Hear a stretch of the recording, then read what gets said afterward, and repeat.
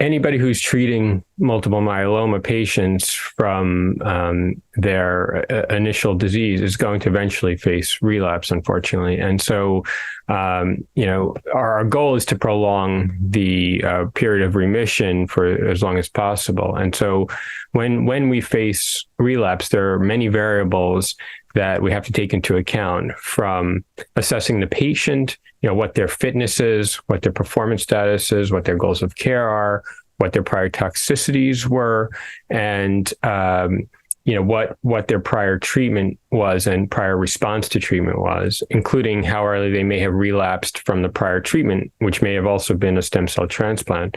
And that's another point, whether or not the patient has received a stem cell transplant.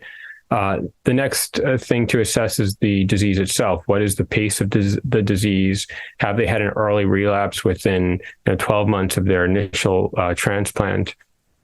Do they have high-risk features? Do they have new mutations that may confer sensitivity to certain lines of therapy? For example, venetoclax seems to be sensitive to in patients who have an 11-14 translocation, as well as treatment variables.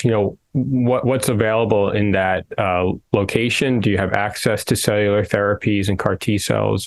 Are you at a center that can deliver bispecific antibody therapy? What do you perceive as the patient responding to the most and tolerating the best? Is the patient refractory to a PI, an IMiD, and a monoclonal antibody? These are all very complex variables that clinicians treating relapsed refractory myeloma have to take into account and do our best to offer the therapy which we believe the patient will not only respond the most to, but also have improved quality of life during that treatment.